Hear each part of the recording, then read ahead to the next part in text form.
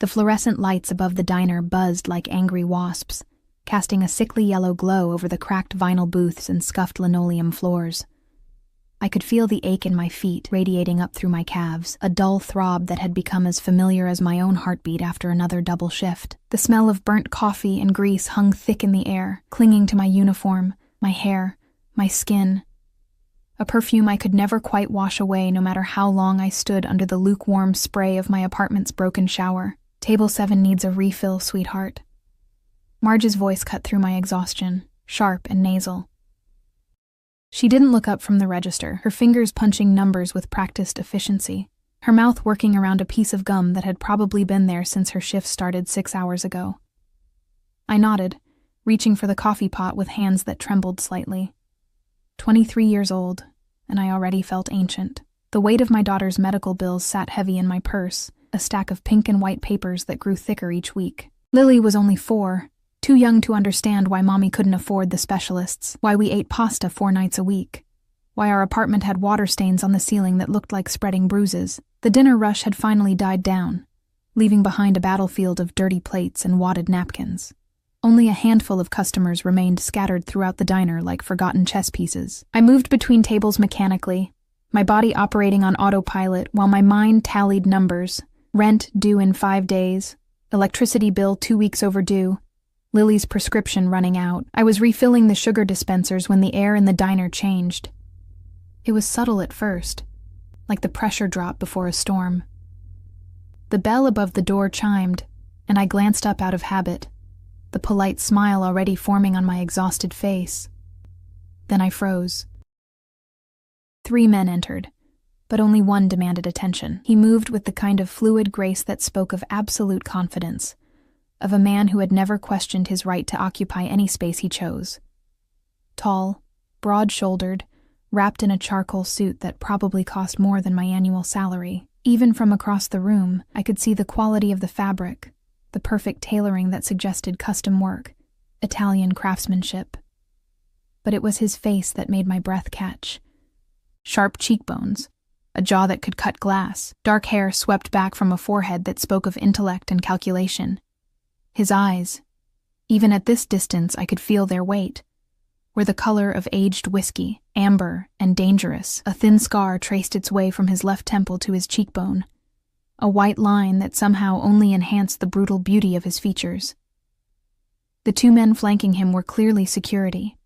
One positioned himself by the door, hand resting inside his jacket in a way that made my stomach clench. The other scanned the diner with eyes that missed nothing, cataloging exits, counting customers, assessing threats with military precision. They didn't belong here. This place was for truckers and third-shift nurses, for people counting quarters to afford pie and coffee.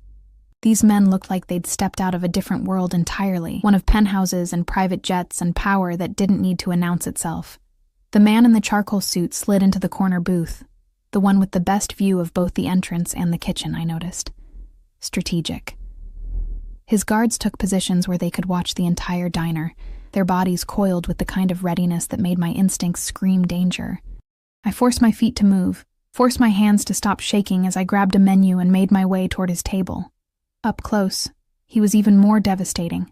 The scent of expensive cologne reached me first, something dark and woody with notes of bergamot and leather, so utterly different from the cheap body spray the other customers wore. His hands rested on the table, long fingers adorned with a single ring on his right hand, thick gold with some kind of crest I couldn't quite make out. "Good evening." My voice came out steadier than I expected. "Can I get you something to drink while you look at the menu?" He didn't look at the menu. Instead, those whiskey eyes fixed on me with an intensity that made me feel stripped bare, exposed. His gaze traveled over my face slowly, deliberately, as if committing every feature to memory. I fought the urge to touch my hair, to smooth down my grease-stained uniform, to check if I had coffee splattered on my cheek. Coffee. His voice was deep, textured like smoke and honey, barely above a whisper, but it commanded attention in a way that shouting never could. Black. An accent lurked beneath his words. Something European.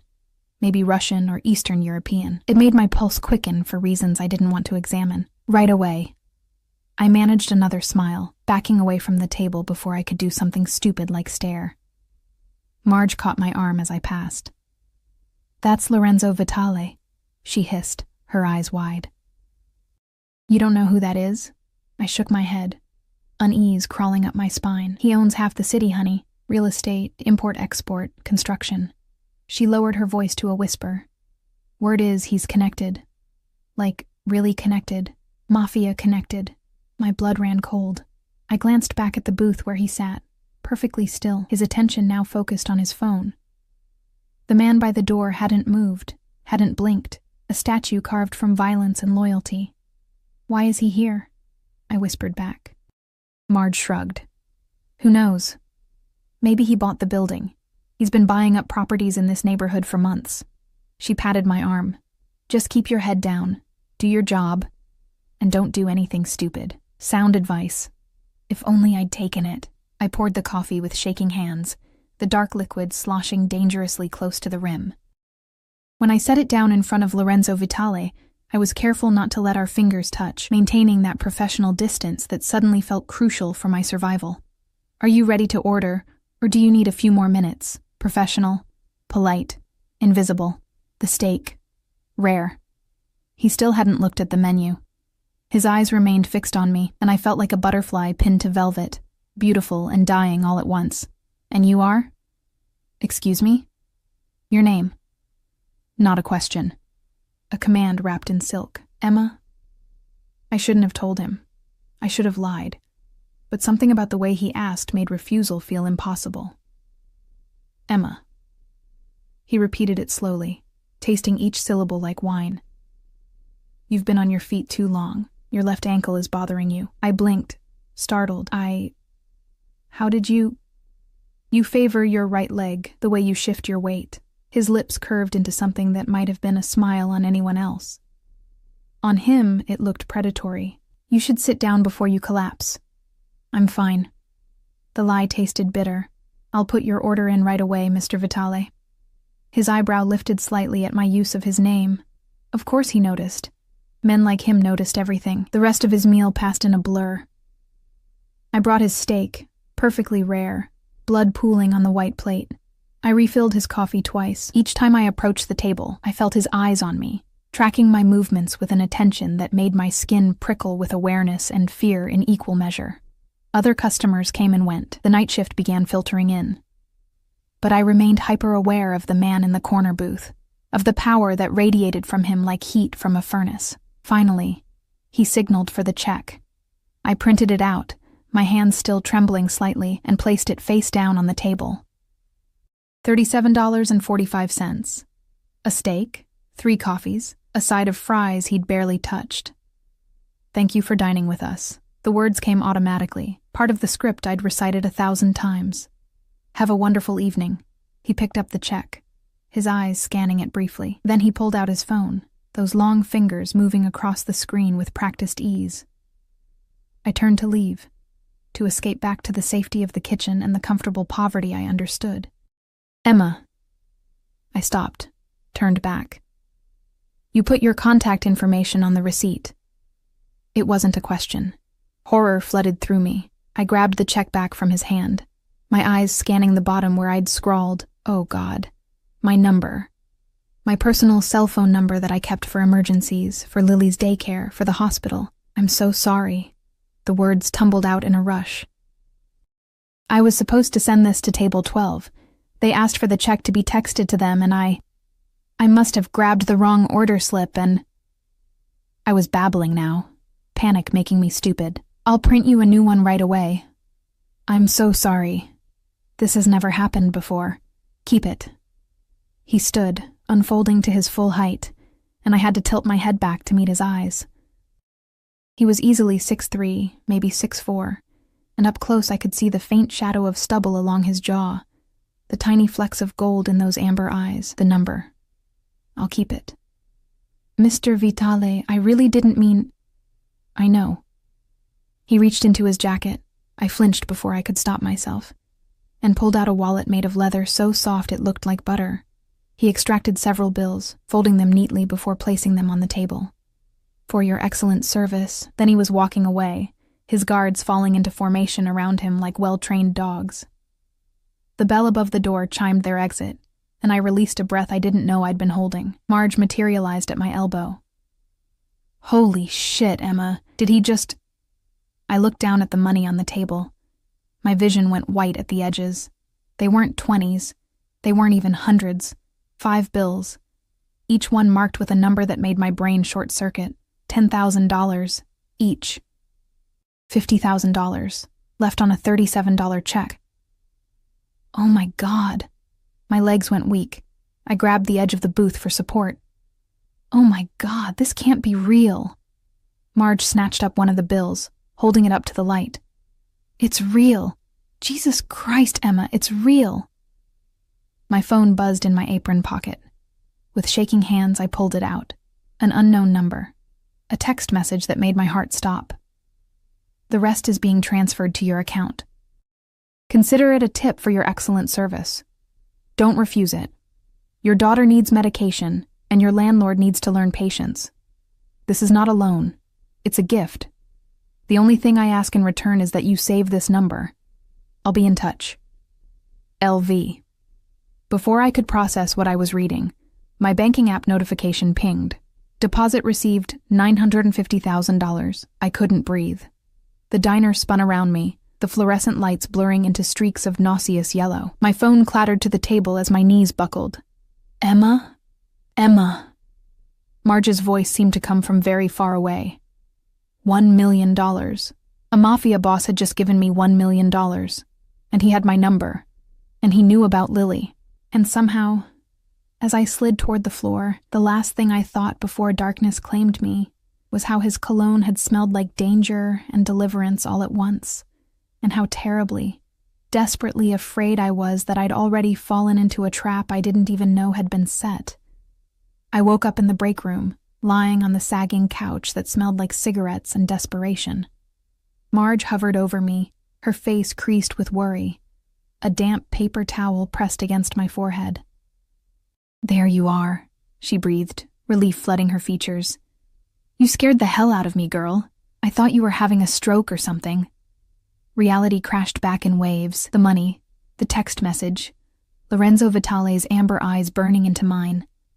I sat up too quickly, my head spinning. My phone, where's my phone? Right here. Marge handed it to me, her expression troubled. Emma, what the hell is going on? That money, I don't know. My fingers trembled as I unlocked the screen, half hoping, half praying that the message had been a hallucination brought on by exhaustion and hunger. But there it was, stark and real in black text. And below it, my banking app still showing a balance that made my vision blur. $950,000. I'd never seen so many zeros attached to my name in my entire life. You need to call the police, Marge said firmly. This isn't normal, Emma. Men like that don't just give away money. There's always a price. He said it was a gift. Even as I spoke the words, I knew how ridiculous they sounded. He said the only thing he wanted was for me to save his number. And you believe that? Marge's laugh was harsh. Honey, I've been working in this city for 30 years. I've seen girls like you get chewed up and spit out by men like him. They don't do anything without expecting something in return. I knew she was right. Every rational cell in my brain screamed that this was wrong. Dangerous. Impossible. But then I thought about Lily, about the appointment with the specialist I'd been forced to cancel last month, because I couldn't afford the copay. About the eviction notice I'd hidden in my underwear drawer, because looking at it made me physically ill. About the choices I'd been facing. Which bill to pay. Which one to let slide. Playing financial Russian roulette every single week. I need to go home. I stood on shaking legs, grabbing my purse from the locker. I need to see Lily. Emma. I'll figure it out tomorrow. I was already moving toward the door, my mind spinning with possibilities and terrors in equal measure. I need to think. The night air hit me like a slap, cold and sharp with the promise of November rain. I walked the 6 blocks to my apartment building in a daze, barely registering the familiar landmarks. The bodega with the broken sign, the laundromat where Mrs. Chen sat in the window at all hours, the alley where teenagers congregated to smoke and posture. My apartment was on the 4th floor of a building that should have been condemned years ago. The elevator hadn't worked since I moved in 18 months ago, so I climbed the stairs automatically, my feet finding the steps worn smooth by decades of use. The hallway smelled like boiled cabbage and cat urine, familiar and depressing. Mrs. Rodriguez opened her door as I passed, Lily's small hand clasped in her wrinkled one. "Mama!" My daughter launched herself at me, all wild curls and gap-toothed smile, and I caught her, burying my face in her hair. She smelled like strawberry shampoo and the chocolate milk Mrs. Rodriguez always gave her despite my protests. "Hey, baby girl." I held her tight, feeling tears prick at my eyes. "Were you good for Mrs. Rodriguez?" "She's always good." Mrs. Rodriguez smiled, but I could see the concern in her dark eyes. She'd been babysitting Lily for almost nothing since I started at the diner, a kindness I could never repay. "You look pale, mija. Are you feeling okay?"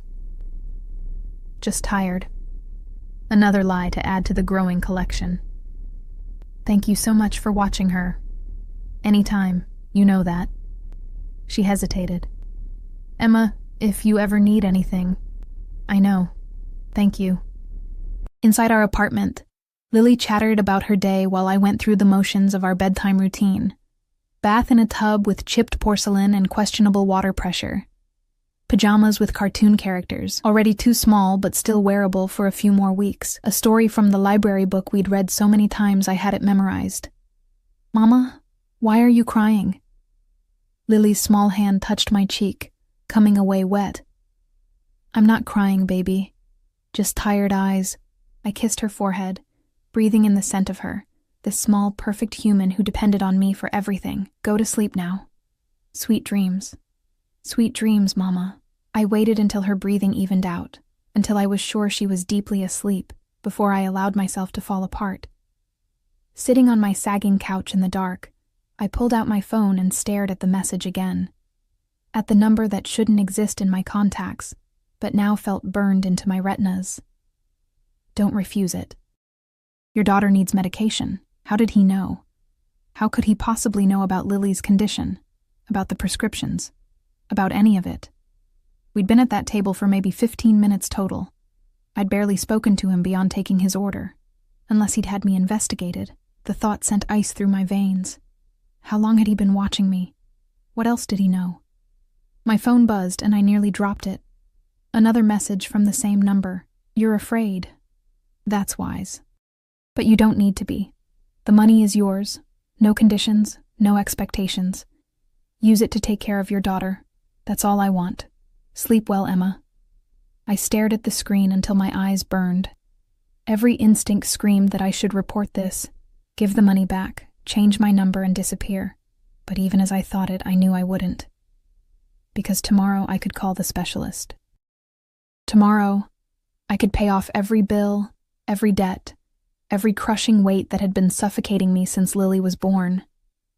Tomorrow, I could give my daughter the life she deserved. I was still staring at my phone when I finally fell asleep, curled up on the couch with my work uniform still on, dreaming of amber eyes and the scent of expensive cologne. The next morning, I called in sick to the diner. Marge didn't question it, just told me to take care of myself and hung up quickly, probably afraid I'd drag her into whatever mess I'd gotten myself into. I spent 3 hours on the phone with the bank, convinced they'd tell me it was a mistake, that the money would disappear as quickly as it had appeared. But the manager's voice had been respectful, almost reverent, when he confirmed the transfer was legitimate and the funds were available immediately. "The transfer came from a private account," he'd explained. "Everything appears to be in order, Ms. Reeves. Would you like to speak with one of our financial advisors about managing these funds?" I'd made an appointment, feeling surreal and detached, like I was watching someone else's life unfold on a movie screen.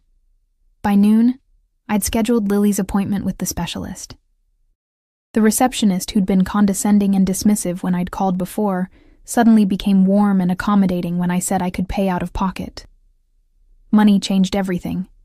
I'd always known that intellectually, but now I felt it in my bones, the shift in power, the way doors opened when you could afford to knock. I should have felt relieved, grateful. Instead, I felt terrified. Because nothing was free. I knew that, and Lorenzo Vitale hadn't given me $1 million out of the goodness of his heart. Men like him didn't have hearts. Not in any way that mattered to people like me, so I waited for the other shoe to drop. It took 3 days. 3 days of quiet, of no messages, no contact. 3 days where I started to believe that maybe, impossibly, he'd meant what he said, that it really was a gift with no strings attached.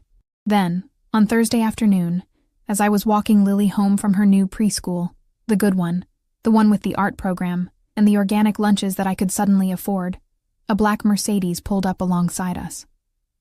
The rear window rolled down with a whisper of expensive machinery. Lorenzo Vitale looked at me from the back seat, and my world tilted on its axis all over again.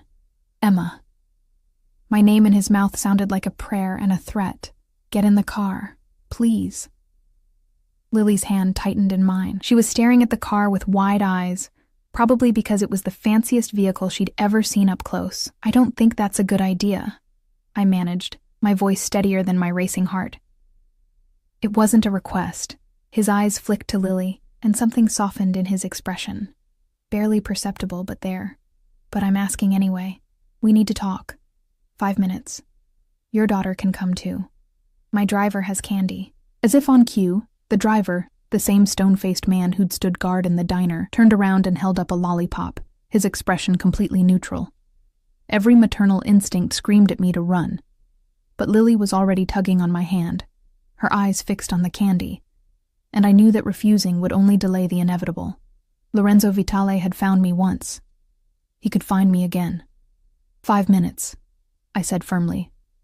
The door opened from the inside. I lifted Lily in first, settling her on the leather seat that probably cost more than my entire apartment's furnishings combined, then slid in beside her, keeping her on the side away from Lorenzo. The door closed with a heavy, final sound. We were moving before I could change my mind. The interior of the car smelled like leather, and that same cologne that had haunted my dreams for 3 nights. Lorenzo sat across from us, perfectly composed in another immaculate suit, navy this time, with a silver tie that caught the light. A laptop was open on the seat beside him, documents I couldn't read scattered across his lap. He was working. He'd been working when he'd spotted us. The realization should have made him seem more human. Instead, it just emphasized the vast gulf between our worlds. Mr. Vitale, I started. Lorenzo. He closed the laptop with a soft click, giving me his full attention. Those amber eyes moved over my face like a physical touch. Please. Lorenzo, then. The name felt too intimate on my tongue. What do you want? To ensure you're using the money wisely. He leaned back, one arm draped casually across the back of the seat, but I could see the coiled tension in his shoulders, the readiness of a predator at rest.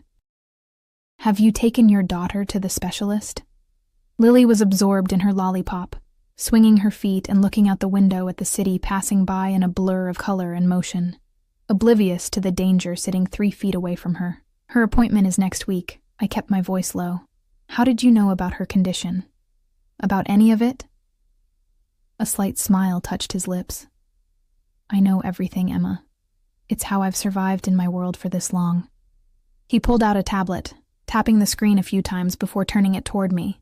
Lily Ann Reeves, born 4 years ago with a congenital heart defect, requires regular monitoring and medication. Her father, his voice took on a harder edge, Marcus Chen, currently incarcerated for armed robbery.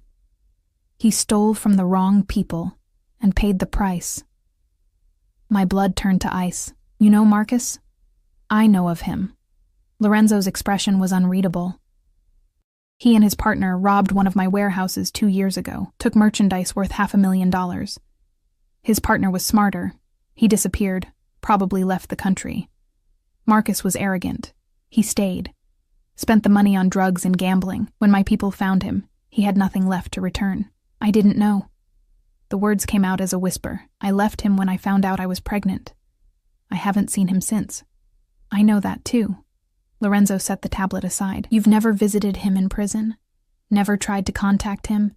You've raised your daughter alone, working yourself into exhaustion to provide for her? You're a good mother, Emma. That's rare these days. There was something in his voice, some shadow of old pain that I didn't understand. Why are you telling me this? I asked. Why do you care? Because Marcus owes me a debt. Lorenzo's eyes never left mine. $500,000 plus interest. He'll never be able to repay it, not in his lifetime. But you... He paused, and I saw something dangerous flicker across his face. You gave me your number by accident. A twist of fate. And when I looked into you, when I saw what you were struggling with, I saw an opportunity.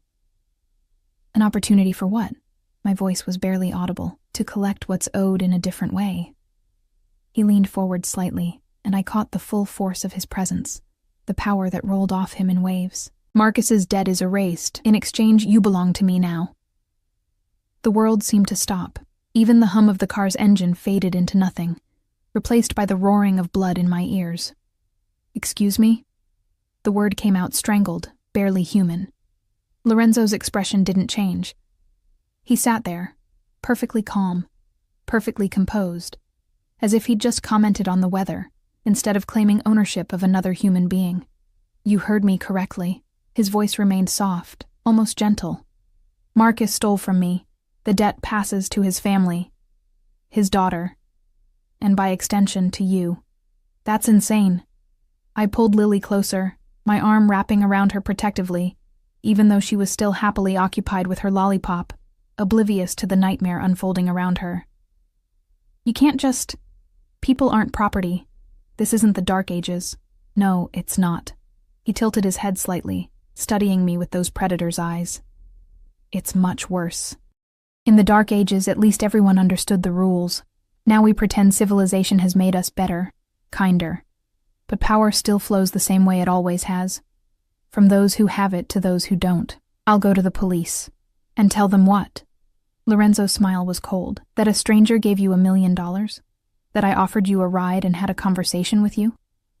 I haven't threatened you, Emma. I haven't touched you. I've been nothing but generous. He leaned back again. His posture relaxed despite the tension crackling through the car. Besides, the police commissioner plays golf with me twice a month. The district attorney's daughter works in one of my legitimate businesses. The mayor owes me favors I haven't even called in yet. Who exactly do you think they'll believe? The truth of his words hit me like a physical blow. I'd been so stupid, so naive. There was no such thing as free money. There never had been. What do you want from me? I whispered, my mind racing through horrific possibilities. I'd heard stories, whispered rumors about what men like him did to women. Trafficking, exploitation. Things I couldn't even allow myself to fully imagine with my daughter sitting right here. Lorenzo's expression shifted, something almost like offense flickering across his features. I'm not a monster, Emma. Whatever you're thinking, stop. I don't hurt women. I don't force them into things they don't want. That's not who I am. Then what? I want you to work for me. He said it simply, as if it were the most natural thing in the world.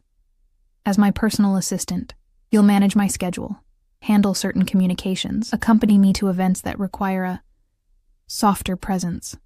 Nothing illegal, nothing immoral, just your time and your discretion. I stared at him, trying to find the trap hidden in his words. That's it? You gave me $1 million so I'd work as your secretary? Assistant, he corrected. And yes, that's it. I don't believe you. I don't particularly care if you believe me or not. His voice took on an edge of steel beneath the silk. The money is already yours. Consider it an advance on your salary. You'll make an additional $50,000 a month for as long as you work for me. Your daughter's medical expenses will be covered completely. Your housing situation will be upgraded. And in exchange, you give me your loyalty, your time, and your absolute discretion about anything you see or hear while in my employment. $50,000 a month. My brain couldn't even process that number. I currently made less than that in an entire year. And if I refuse? I had to ask, even though I already knew the answer. Lorenzo's smile didn't reach his eyes. Then you keep the $1 million. Consider it a gift. But Marcus's debt remains unpaid. And debts in my world have a way of coming due in unpleasant ways. I can't control what my associates might do if they discover he has a daughter. a beautiful daughter with a sick child of her own. The world is full of dangers, Emma. It would be such a shame if something happened because you weren't under my protection. There it was. The velvet glove removed to reveal the iron fist beneath. That's a threat. It's a reality. He pulled out his phone, typed something quickly, then set it aside. I'm offering you a choice. Work for me willingly, with all the benefits that entails, or refuse, and take your chances with a world that's much crueler than I am. I'm not the villain here, Emma. I'm the only thing standing between you and people who would use you up and throw you away without a second thought. You're using me right now, I said bitterly. I'm employing you. There's a difference. His eyes softened slightly. I could have taken you the moment I saw you in that diner. I could have had my men drag you into this car, threaten your daughter, destroy your life. But I didn't. I gave you money first. I'm asking for your consent. That might not seem like much to you. But in my world, it's everything. Lily tugged on my sleeve. Mama, are we going home soon? I'm hungry. The sound of her voice, so innocent and trusting, shattered something inside me. She didn't understand that our lives had just been bought and sold, that her mother had become a pawn in a game played by monsters in expensive suits. But she was healthy. Or she would be, once we saw the specialist. And she was safe, for now, because I was being given a choice that wasn't really a choice at all. What kind of events would I need to accompany you to? I asked, hating how small my voice sounded. Lorenzo's expression shifted into something that might have been approval. Charity galas, business dinners, occasions where having a beautiful woman on my arm makes me appear more civilized. You'll smile, make small talk, and remember everything you hear, nothing more. And if someone tries to, if they expect, if any man touches you without your permission, I'll remove his hands. Said so calmly, so matter-of-factly, that I didn't doubt for a second he meant it literally. You're under my protection now, Emma. That means something. No one will dare disrespect what's mine. What's mine? The words should have terrified me. Instead, I felt a strange flutter in my stomach, something dangerous and unwelcome. I need time to think, I tried. You have until we reach your building. Lorenzo glanced out the window, which should be in approximately 2 minutes. That's not enough time. It's all the time there is. His eyes locked onto mine, and I felt pinned, trapped, caught in the gravity of his will. Decide, Emma. Safety and security for you and your daughter, or the uncertainty of a world where you're on your own. Choose. I looked down at Lily, at her curls escaping from her ponytail, at the chocolate stain on her shirt from breakfast, at the worn sneakers that I'd been planning to replace as soon as I could afford it. I thought about the specialist appointment, about the medication she needed, about the life she deserved. And I thought about Marcus, rotting in a cell somewhere, his debts becoming my chains. I'll do it, I whispered. I'll work for you. Lorenzo nodded, as if he'd never doubted my answer. Smart girl. He reached into his jacket and pulled out a business card. Heavy stock, embossed lettering. This is the address where you'll report tomorrow morning. 9 a.m. Don't be late. My driver will pick you up at 8:30. Tomorrow. But you have nothing more important than this. His tone brooked no argument. Quit your job at the diner. I'll have someone handle it. Your daughter's preschool has been contacted. They've been informed you'll be working irregular hours and have authorized Mrs. Rodriguez as an additional pickup person. She'll be compensated generously for her flexibility. Horror crept through me. You already did all of this before I even agreed. I don't leave things to chance, Emma. It's why I'm still alive. The car slowed, pulling up in front of my building. Lorenzo's driver appeared at the door, opening it with practiced efficiency. One more thing. I paused, Lily already climbing out, eager to escape the confining space. Don't run. Lorenzo's voice was soft, but the warning was clear. Don't try to disappear. Don't do anything foolish. I've invested in you now, and I protect my investments. But if you betray me, if you try to take my money and vanish... He let the sentence hang, unfinished but absolutely clear. Do we understand each other? Yes. The word tasted like ashes. Good. His expression softened marginally. This doesn't have to be a punishment, Emma. Work hard, stay loyal, and you might find this arrangement has benefits you haven't considered. I take care of what's mine." Then the door was closing, and the Mercedes was pulling away, leaving me standing on the cracked sidewalk with my daughter's hand in mine, and the feeling that I'd just signed my soul away in exchange for survival. That night, after Lily was asleep, I sat at my laptop and researched Lorenzo Vitale. What I found made my blood run cold. He was everywhere and nowhere. Legitimate businesses, real estate development, import-export companies, construction firms, all perfectly legal on the surface.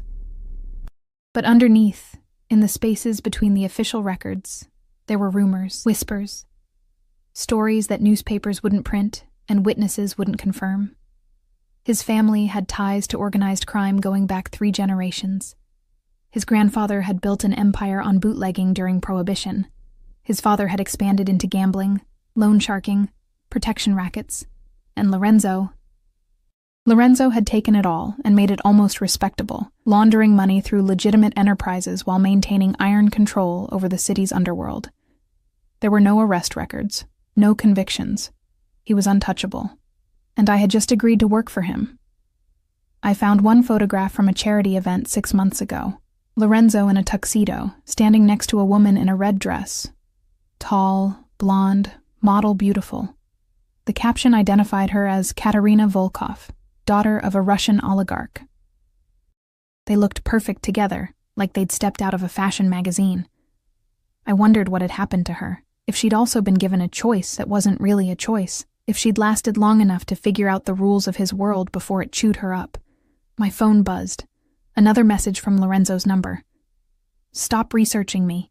You won't find anything useful, and you're only going to scare yourself. Get some sleep. Tomorrow begins your new life. I'll see you at 9. LV." I stared at the screen, then slowly turned my laptop around, looking at the small camera embedded at the top of the screen. Another message came through immediately. "I'm not watching you through your computer, Emma. But my building has eyes everywhere, and someone reported seeing lights on in your apartment at an unusual hour. I pay attention. Now go to bed." I slammed the laptop shut, my hands shaking. He wasn't just powerful, he was omnipresent. He knew where I was, what I was doing, probably what I was thinking. But as I lay in bed, staring at the water-stained ceiling, I couldn't shake the memory of how he'd looked at Lily. Not with the calculating coldness he showed me, but with something almost like longing, like pain. "You're a good mother, Emma. That's rare these days." What had happened to make a man like Lorenzo Vitale value motherhood? What had been taken from him to create such hunger in his eyes when he looked at my daughter? I fell asleep with those questions unanswered, and dreamed of amber eyes and gilded cages, of choices that weren't choices and debts that could never be fully paid. The car arrived at 8:30 exactly. I dressed in the best outfit I owned. A simple black dress I'd worn to my father's funeral 3 years ago, paired with the only heels I possessed that weren't scuffed beyond recognition. I'd swept my hair into a bun, applied minimal makeup, and tried to look professional despite the terror churning in my stomach. Lily was already at preschool. Mrs. Rodriguez had picked her up at 7:30, clucking over the generous benefactor who'd quadrupled her babysitting rate. She hadn't asked questions, just squeezed my hand and told me to be careful. If only I could.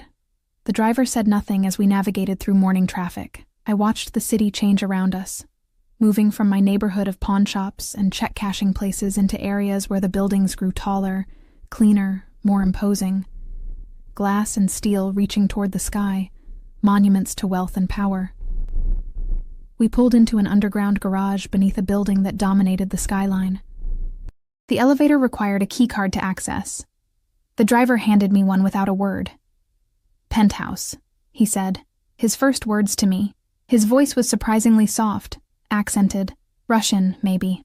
"Mr. Vitale is expecting you." The elevator ride felt like ascending to heaven or descending to hell. I wasn't sure which.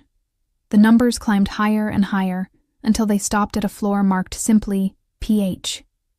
The doors opened directly into an apartment that redefined every concept of luxury I'd ever had. Floor-to-ceiling windows overlooked the entire city. Marble floors gleamed under modern chandeliers. Furniture that probably cost more than my yearly salary was arranged in perfect aesthetic harmony.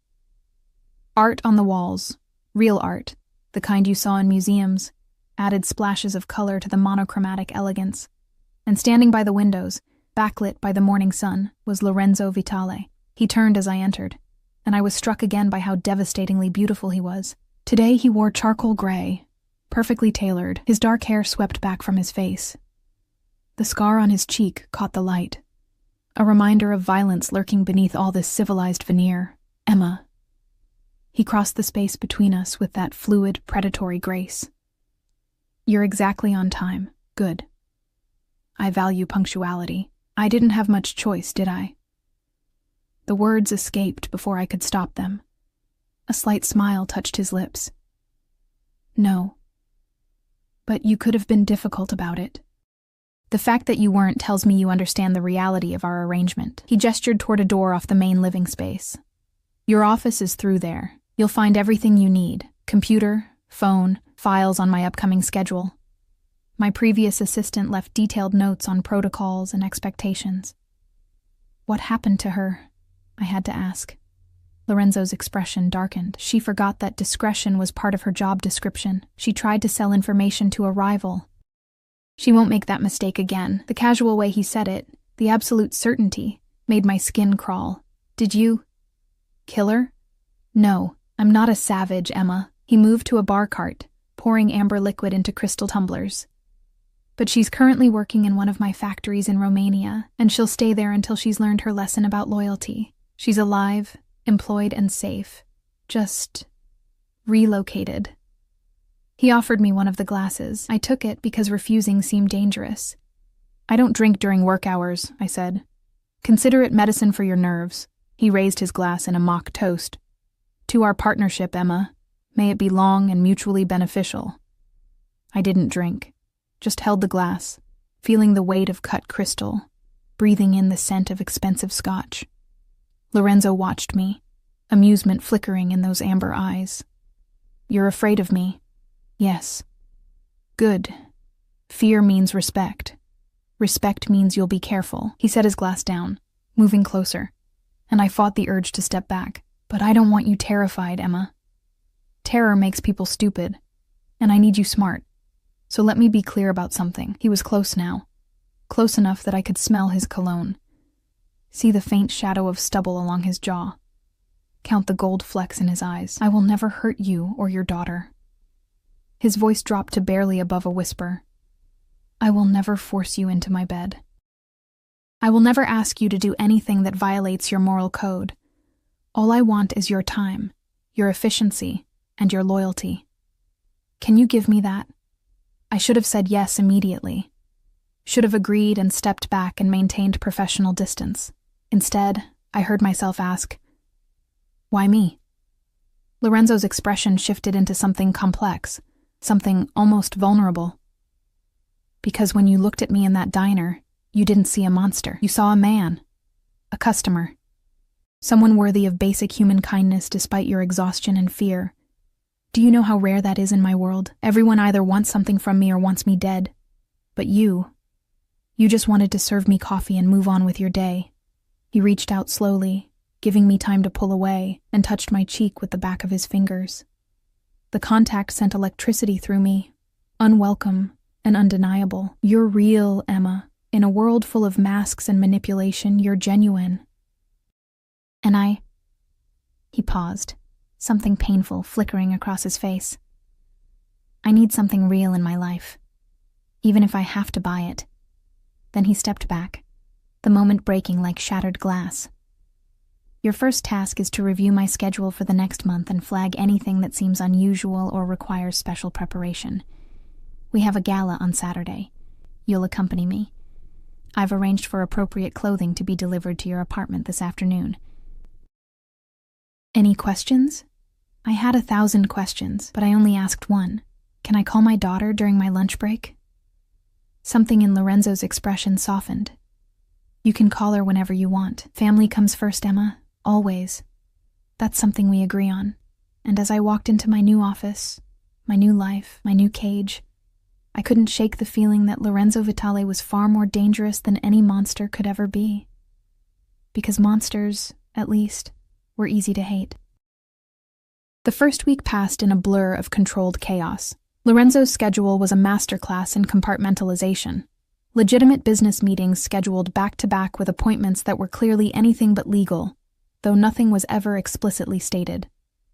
I learned to read between the lines, to understand that warehouse inspection meant collecting payments from operations I didn't want to know about, and investor meeting often involved men with thick accents and thicker criminal records. I kept my head down and my mouth shut. The gala arrived faster than I wanted. The dress that had been delivered to my apartment was a work of art, deep emerald silk that hugged my curves before flowing to the floor, with a neckline that was tasteful but undeniably sensual, shoes that actually fit, unlike anything I'd ever owned, jewelry that I was terrified to wear because the diamond earrings alone probably cost more than my previous annual salary. Mrs. Rodriguez had gasped when she saw me. "Mija, you look like a princess." I felt like a fraud. Lorenzo's driver picked me up at 7. The same stone-faced man who never spoke unless absolutely necessary. We drove to the penthouse where Lorenzo was waiting, and when I stepped out of the elevator, I found him standing by the windows in a tuxedo that made him look like sin incarnated. He turned, and something flickered in his eyes when he saw me. Something hot and dangerous that made my breath catch. "You're beautiful." Not a compliment. A statement of fact, delivered with the same certainty he used for everything else. "Thank you." I smoothed my hands over the dress nervously. "I've never worn anything like this before." "I know." He crossed to me, and I noticed he was carrying a flat box. "One more thing." He opened it to reveal a necklace that made my vision blur. Emeralds and diamonds arranged in an intricate pattern, the kind of piece you saw in museum exhibitions about royal jewels. "I can't wear that," I breathed. "If I lose it, you won't." He moved behind me, and I felt his fingers brush against my neck as he fastened the clasp. His touch was gentle, reverent almost, and I hated how my body responded to it. "And even if you did, it's insured. Stop worrying." "Easy for you to say. You're not wearing a small fortune around your neck." His laugh was soft, unexpected. "No, I just carry it in my pocket." He stepped back, studying me with those predator's eyes. "Perfect. You'll outshine every woman there. The goal is for people to remember that I was there with you, and to wonder who you are. Mystery creates interest. Interest creates opportunities." He offered his arm. "Ready?" No. I would never be ready for this, but I took his arm anyway, feeling the solid muscle beneath the expensive fabric, and let him lead me to the elevator. The gala was held in a hotel ballroom that dripped with old money and new power, chandeliers that could have illuminated a small city, ice sculptures, a string quartet playing classical pieces I half recognized from movies, and people, hundreds of them, all dressed in clothes that cost more than cars, all speaking in the coded language of the wealthy and influential. Lorenzo kept me close, his hand resting possessively on the small of my back as we navigated through the crowd. People parted for him like water around a shark, their smiles bright and their eyes calculating. I was introduced to politicians, business moguls, socialites whose names I recognized from gossip columns, and through it all, I played my part, smiled, made small talk about nothing, let Lorenzo's hand remain on my back, a constant reminder of who I belonged to in this world. "You're doing well," he murmured during a brief moment alone. "Better than I expected." "I'm terrified," I admitted. "I know, but you hide it perfectly."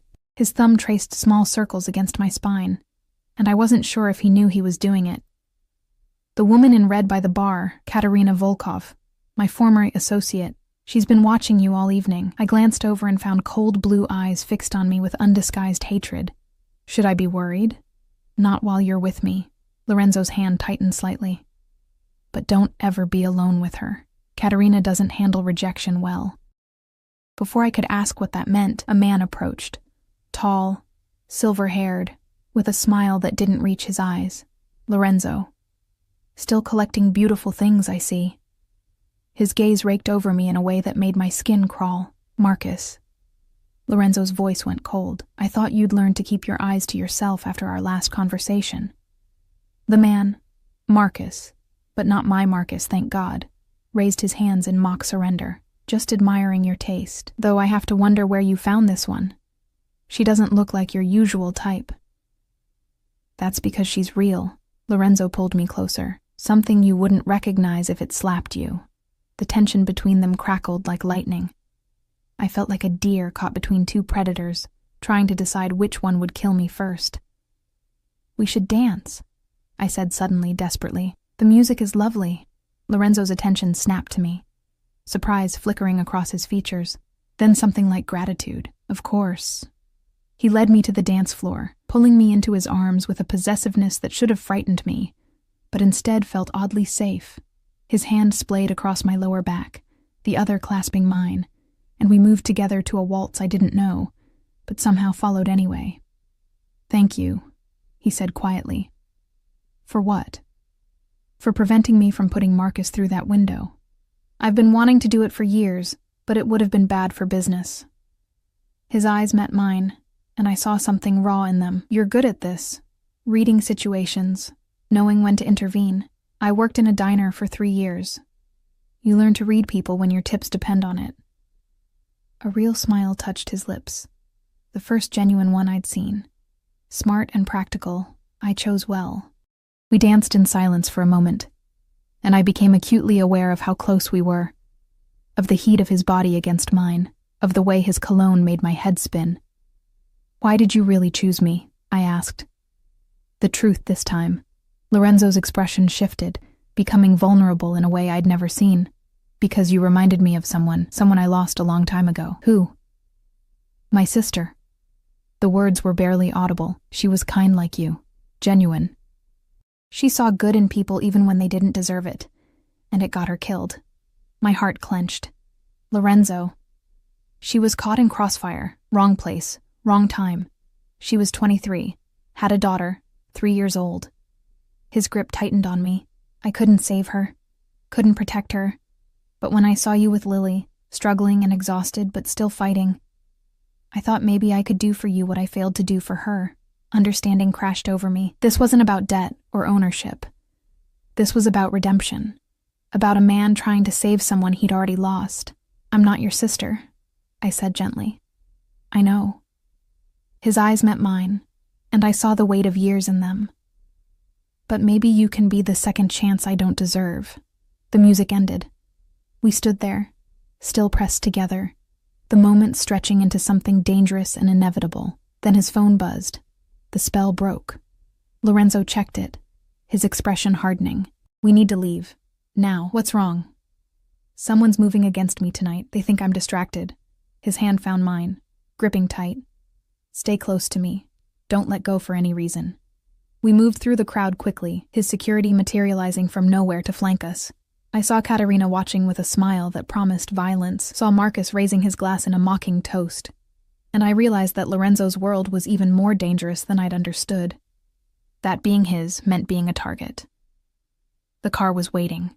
We climbed in, and I saw Lorenzo pull a gun from inside his jacket. Sleek, black, utterly deadly. I'm sorry, he said, not looking at me. This isn't how tonight was supposed to end. But as we raced through dark streets toward an unknown destination, his hand found mine again, and I held on tight, realizing that somewhere in the past week, my fear of Lorenzo Vitale had transformed into something far more dangerous: trust. The penthouse was in lockdown when we arrived. Armed men I'd never seen before positioned at every entrance, their faces grim and professional. Lorenzo moved through them like a general inspecting troops, issuing orders in Italian too rapid for me to follow. I stood frozen in the center of the living room, still wearing the emerald dress, feeling utterly out of place. Emma. Lorenzo appeared at my elbow, the gun now holstered somewhere I couldn't see. I need you to go to the safe room. 3rd door on the left down that hallway.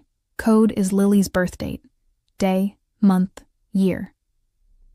The fact that he knew my daughter's birth date by heart should have terrified me. Instead, it did something else entirely to my racing heart. What's happening? A rival family thought tonight would be a good time to make a move on my territory. They were wrong. His expression was carved from stone.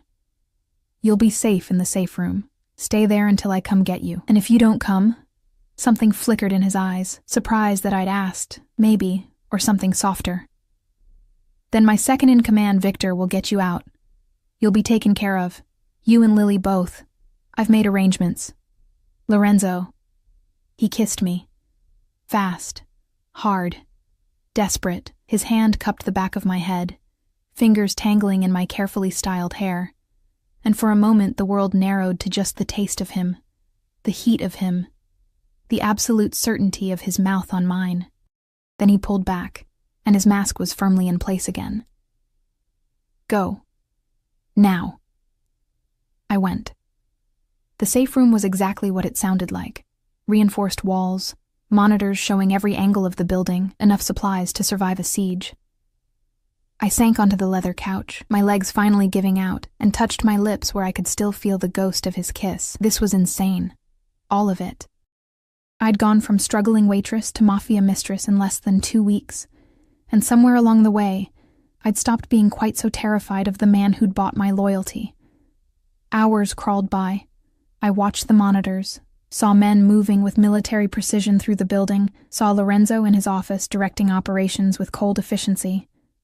He'd removed his jacket, rolled up his sleeves. There was blood on his white shirt, not his, I prayed, and his hair was disheveled from running his hands through it. He looked like a king directing a war, beautiful and terrible in equal measure. My phone rang. "Mrs. Rodriguez. Mija, there are men outside your building. They say they're here to protect Lily. Did you..." "Yes." Relief flooded through me. Lorenzo had thought of everything. "They work for my employer. Let them do their job. Keep Lily inside and away from windows." "Emma, what have you gotten involved in?" "Something I can't get out of. But we're safe. I promise." I hoped I wasn't lying. Dawn was breaking when Lorenzo finally opened the safe room door. He looked exhausted, the blood on his shirt dried to rust brown, but alive. Whole. I launched myself at him without thinking, and he caught me, his arms coming around me with surprising gentleness. "It's over," he murmured into my hair. "You're safe. You're bleeding." I pulled back, seeing a cut above his eyebrow I hadn't noticed on the monitors. "It's nothing. The other guy looks worse, a ghost of a smile. Much worse." I should have been horrified, should have run screaming from this life of violence and danger. Instead, I found myself reaching up to touch his face, my fingers tracing the line of his scar. "Why did you kiss me?" Lorenzo's eyes darkened. "Because I wanted to. Because I might not have gotten another chance. Because you've been driving me insane since the moment I saw you, and I'm tired of pretending otherwise." "This is a terrible idea," I whispered. "The worst." His hand came up to cover mine, pressing it against his cheek. "You should go. Take your daughter and disappear. I'll give you enough money to start over somewhere safe. You don't belong in this world, Emma. You're right. I don't." I met his eyes, seeing my own reflection in them. "But I'm choosing to stay anyway." "Why?" Because somewhere between fear and survival, I'd started to see the man beneath the monster. The one who remembered my daughter's birthday, who valued family above everything, who looked at me like I was something precious instead of disposable. "Because I think you need someone real in your life," I said. "And because maybe I need to learn that not all powerful men are like Marcus, that some of them actually keep their promises." Lorenzo kissed me again, slower this time, thorough. His hands framed my face like I was something fragile, something worth protecting, and I kissed him back, tasting danger and desire, and the beginning of something that would probably destroy us both. When we finally broke apart, he rested his forehead against mine. "I can't promise you safety. My world is violent and unpredictable. But I can promise you loyalty, protection. Everything I have, everything I am, will be devoted to keeping you and Lily safe. That's all I need." 3 months later, I stood in a different penthouse, the one Lorenzo had bought specifically for Lily and me. Spacious, secure, with a room decorated in princesses and rainbows where my daughter slept peacefully, her heart condition finally under control thanks to the best specialist money could buy. Lorenzo found me on the balcony, wrapping his arms around me from behind, his chin resting on my shoulder. "She's asleep?" "Finally. She was asking about you again. When you're coming to read her a story." I felt him smile against my neck. "Tomorrow. I promised her we'd finish that book about dragons." This was my life now. Evenings spent in luxury, days managing the legitimate side of Lorenzo's empire while carefully ignoring the shadow business I'd never be fully part of. Dinners as a strange little family.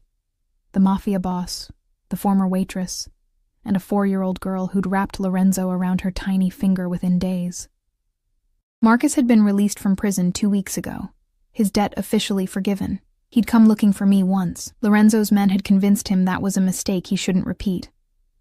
I didn't ask what they'd done. Some things were better left unknown. Katerina had tried to cause problems, spreading rumors, making threats. She'd been relocated to operations in Eastern Europe, permanently. "Do you regret it?" Lorenzo asked quietly. "Staying with me?" I turned in his arms, looking up at the man who'd bought my freedom by making me his. His face was softer now when he looked at me, the predator's edge dulled by something that looked dangerously like love. "Every day," I admitted. "And not at all." He kissed my forehead. That's the most honest thing anyone's ever said to me. We stood there as the city lights glittered below us, two people from different worlds who'd somehow found each other in the space between fear and trust, between survival and choice. I'd never be free of Lorenzo Vitale. But somewhere along the way, I'd stopped wanting to be, because the cage he'd built around me had doors that locked from the inside, and I'd chosen to stay, not because I had to, but because love, I was learning, was its own kind of debt, and some debts were worth paying. Years later, when Lily asked how her mother met her stepfather, I told her a modified version of the truth, that a kind man had helped us when we needed it most. That sometimes fate brings people together in unexpected ways, that love doesn't always start with hearts and flowers. Sometimes it starts with fear and desperation and the choice to trust despite every reason not to. I never told her about the $1 million tip, about the debt her father owed, about the night I sold my freedom for her survival. Some stories are better left in the shadows where they belong. But when